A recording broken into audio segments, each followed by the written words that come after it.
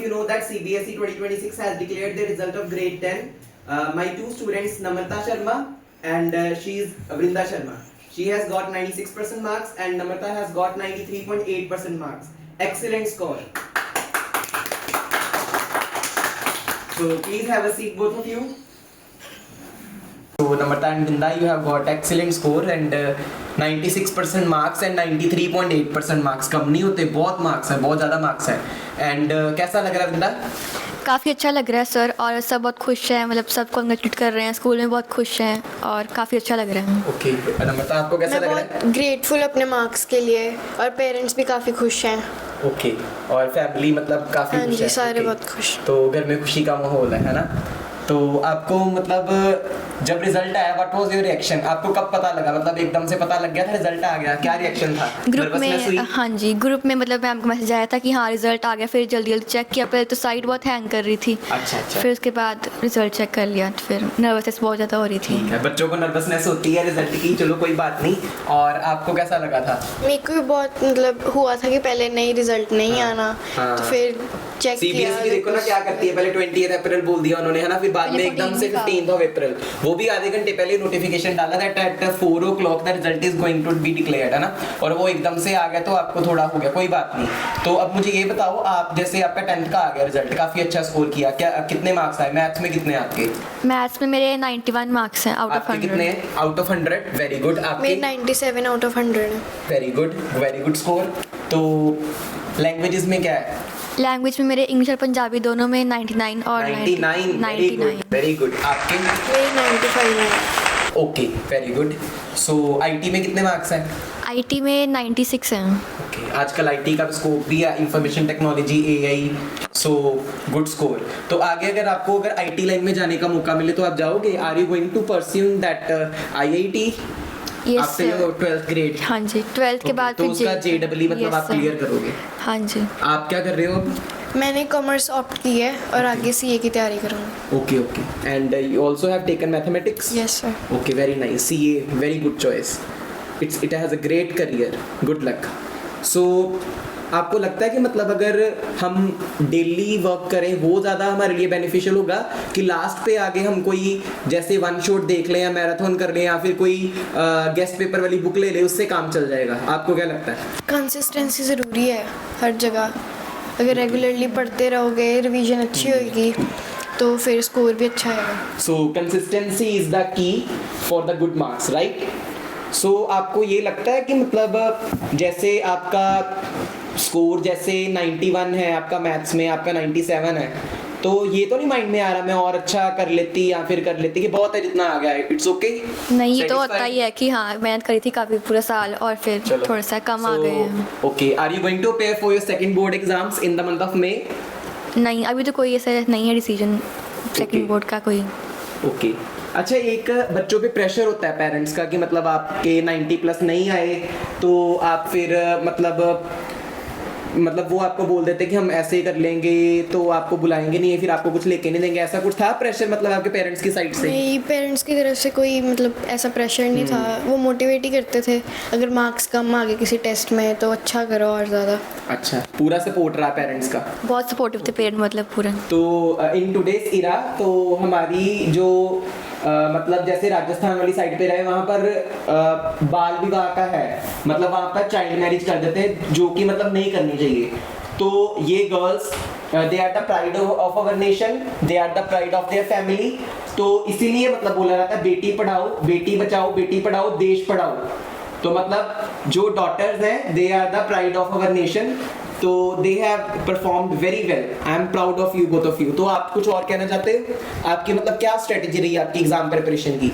Strategy कोई main नहीं रही थी, ऐसे था कि कंसिस्टेंसी से पढ़ो, सब सब्जेक्ट्स को इक्वल वैल्यू दो और रेगुलर प्रैक्टिस करो. अच्छा, एनसीईआरटी मतलब कर ली तो मतलब आपका इतना अच्छा स्कोर आ गया? एनसीईआरटी और एनसीईआरटी एग्जाम्पलर के क्वेश्चंस करने बहुत ज़्यादा इंपॉर्टेंट है. अच्छा. साथ में हम सैम्पल पेपर्स लगा सकते हैं एग्जाम के टाइम पे, और पीवाईक्यूज भी.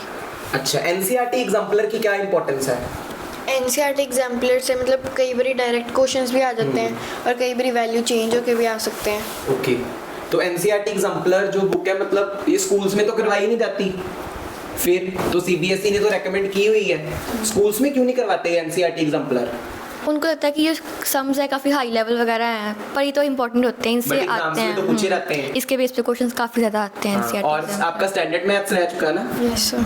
अच्छा, अगर मैथ्स स्टैंडर्ड है, मैथ्स बेसिक है, इस बार बोला गया कि मतलब जैसे बेसिक का पेपर डिफिकल्ट आ गया, स्टैंडर्ड का इजी आ गया, तो आपको लगता है कि सीबीएसई ने कोई गेम खेला है बच्चों के साथ?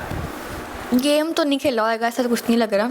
उन्होंने अपने सीबीएसई ने कहीं मेंशन थोड़ी किया था कि हम पेपर डिफिकल्ट बनाएंगे या फिर इजी बनाएंगे। उन्होंने they just have given us the syllabus, but थोड़ी सी मे बी पार्शियलिटी हुई हो। और कुछ मैसेजेस मुझे ये भी रिसीव हुए हैं कि मतलब जैसे समवन वाज सेइंग दैट आपके स्टूडेंट के इतने मार्क्स आ गए, जैसे I uploaded my story in the WhatsApp and Instagram etcetera, तो उन्होंने बोला जरूर ग्रेस मिली होगी। मैं कहा no, there was no grace in that. और मुझे पता है मेरे बच्चों का क्या स्टैंड था, उन्होंने कैसा परफॉर्म किया था इन pre board, and also I know my students very well. तो कोई ग्रेस का तो चांस ही नहीं है, जो उन्होंने पेपर में किया उतने उनके मार्क्स आ गए। Even not a single student has got the grace in that. तो अब जैसे क्राइटेरिया 33% था कि passing percentage 33, internal assessment as well as theory they both added up, then you get 33 marks, तो बच्चा पास हो गया। लेकिन अब से रूल चेंज हो गया, अब 33% बच्चे को इंडिविजुअली गेन करना पड़ेगा, theory as well as in internal assessment separately 33%। तो आपको लगता है कि अब बच्चों के लिए थोड़ा डिफिकल्ट हो गया है? डिफ़िकल्ट तो होएगा ही, जिसको कुछ पढ़ना ही नहीं है तो फिर उसके लिए तो बहुत ज़्यादा डिफ़िकल्ट हो जाएगा। ओके, तो पासिंग परसेंटेज में आपको लगता है ड्रॉप आएगा? थोड़ा बहुत तो डिफरेंस देखने को मिलेगा ही, ऐसे मतलब उन्होंने कंबाइन ही कर बच्चे और दिया। मेहनत नहीं करेंगे क्या? आपको लगता है कि मतलब बच्चे और मेहनत करेंगे, आपको देख के मोटिवेट होंगे? जैसे बताओ क्या मतलब आपको लगता है? मेहनत तो करेंगे ही बच्चे, ऐसे मोटिवेशन मिलती है कि हाँ अगर इनके आए तो फिर हमारे भी आ सकते हैं, और उन्हें वो थोड़ी पासिंग रेट भी बढ़ा दिया और तो फिर उससे भी डिफरेंस काफ़ी ज़्यादा आ जाएगा। ओके, कोई ऐसे की पॉइंट्स आप बताना चाहोगे अपने जूनियर्स को कि मतलब वो ऐसी गलती ना करें टाइम मैनेजमेंट के बारे में? जैसे पेपर आपने एग्जाम पे टाइम से पहले कैसे कंप्लीट करना है, उसके बारे में कुछ बताओ। टाइम से पहले यही है, एमसीक्यू को 1 मिनट से ज़्यादा मत दो, ठीक है? और लाइक अगर एक एमसीक्यू नहीं हो रहा तो नेक्स्ट पे शिफ्ट हो जाओ। सेम फॉर जो लॉन्ग क्वेश्चंस होते हैं, वो अच्छे से मतलब फॉर एग्जांपल कोई क्वेश्चन नहीं हो रहा तो नेक्स्ट पे शिफ्ट हो जाओ, उधर टाइम वेस्ट नहीं करना जो चाहिए। क्वेश्चंस होते हैं इसमें जैसे प्रूव करना है, जैसे prove the basic proportionality theorem है ना, वहां पर जैसे आपने प्रूव करना, जस्ट प्रूफ लिख दिया, आपको मार्क्स मिल जाएंगे, ऐसा होता है? नहीं, ऐसे मार्क्स नहीं मिलते। पहले हमें लाइक फॉर लिखना पड़ता है कि स्टेटमेंट क्या है, हमने एक्सप्लेन क्या करना है, फिर हमें लिखेंगे कि गिवन क्या है स्टेटमेंट में, देन टू प्रूव, और फिर प्रूफ सारा सॉल्व करेंगे। Okay good. And at the last जो आंसर लाइन होती है उसको हमने बॉक्स में इनक्लोज करना है ना, सो दैट टीचर जो है हाईलाइट हो, उसको पता लग जाए कि कहाँ पर बच्चे ने किया और आपको मार्क्स मिल जाए। आपको कोई भी किसी सब्जेक्ट में ऐसा लगता है ना कि मेरे मार्क्स कम आ गए हैं, ज़्यादा आ सकते थे, या फिर मेरी इवैल्यूएशन करवाऊंगी, ऐसा कुछ है? अभी तक तो नहीं है, मतलब satisfied जो एक्सपेक्टेड था मतलब वो आपका हो गया। तो आगे 12th में भी आपकी यही रूटीन रहेगी from the beginning of 11th is the base for grade 12, तो ऐसे ही रहने वाले हो कि मतलब अब आपके मार्क्स जैसे इतने अच्छे मार्क्स आ गए, आपको ये लगता है कि हाँ मुझे तो सब कुछ आ गया, मैं पढ़ूंगी नहीं, ऐसा तो नहीं है माइंड में? नहीं, मतलब ऐसे ओवर कॉन्फिडेंट नहीं होना चाहिए। Very good, very good. So over confident नहीं होना चाहिए, तो कॉन्फिडेंट रह के अपना काम करना चाहिए। एंड जो भी आपने मतलब अचीव करना है उसके लिए आपको हार्ड वर्क तो करना ही पड़ेगा, hard work as well as a smart work. तो anything else you want to say? नहीं, बस कंसिस्टेंट रहो हमेशा, और सैम्पल पेपर्स PYQs लगाते रहो। आपको किसी ने कंपेयर तो नहीं किया मार्क्स, जैसे मम्मा ने बोला उसके देख इतने मार्क्स आ गए, तेरे इतने आ गए, ऐसा तो नहीं कुछ हुआ? हाँ जी वृंदा? नहीं, कंपेयर तो बिल्कुल भी नहीं करते थे, कहते थे कि हाँ अपने मार्क्स देखो, किसी और के मार्क्स मत देखो। Very good. कि मतलब ये आप जैसे हो गया कि जैसे आपके पहले कितने आए थे, अब देखो उससे इंक्रीज हुए कि नहीं। मिड टर्म में कितने मार्क्स थे सितंबर में जो हाफ ईयरली हुए थे आपके स्कूल में? मिड टर्म में तो काफ़ी कम थे, 60 पॉइंट समथिंग, 16.5 थे। हाँ, आउट ऑफ 18।